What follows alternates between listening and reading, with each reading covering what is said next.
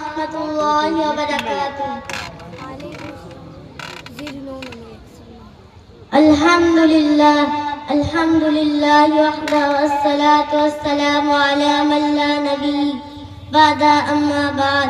Faqad qala Allah ta'ala a'udhu billahi minash shaitanir rajim. Bismillahir rahmanir rahim. وقاتلوهم حتى لا يكون فتنة ويكون الدين لله صدق الله العظيم. وقال النبي صلى الله عليه وسلم المؤمنون كرجل واحد إن استغرأسوه إن استغله أو كما قال عليه الصلاة والسلام. আজকের মাহফিলে উপস্থিত সম্মানিত সভাপতি, প্রধান অতিথি, বটবৃক্ষে ছায়াতুল্য, মাতৃস্নেহের মায়াতুল্য, মমতাময়ী শিক্ষকবৃন্দ ও আগত সকল অতিথিবৃন্দ, সবাইকে জানাই আমার পক্ষ থেকে হৃদয় রিঙানো ভালোবাসা।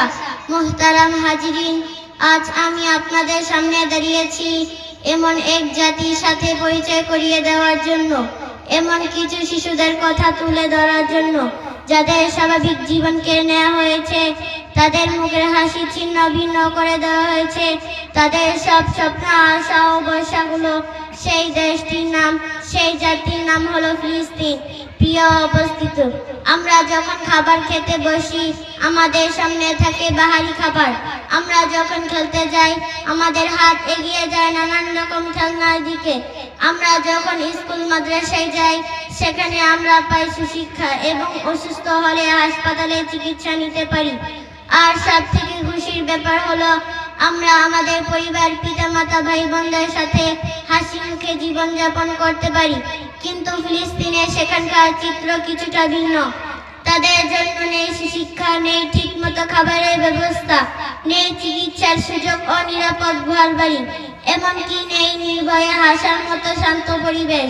তাদের ছোট হাতগুলো আমাদের শিশুদের মতো খেলনা দিতে পারে না, নানান রকমের খাবারেও প্লেটও চায় না, বরং তারা হাত বাড়ায় ময়লা স্তূপের দিকে, হয়তো এক টুকরো খাবার পাবে এই আশায়। প্রিয় উপস্থিত, কখনো কি আমরা ভেবে দেখেছি কেন তাদের ওপর এত জুলুম নির্যাতন? কেনই বা তাদের ভাগ্যে এই নির্মম পরিহাস? কি বা ছিল তাদের অপরাধ? তাদের অপরাধ তো শুধু একটাই, তারা মুসলমান হয়ে জন্মেছে এবং আল আকসা রক্ষায় কখনো পিছু পা হয়নি। পরিশেষে আল্লাহর কাছে একটাই ফরিয়াদ, হে আরশের মালিক, তুমি ফিলিস্তিন ও দুনিয়ার সকল নির্যাতিত মুসলমানদের হেফাজত করো।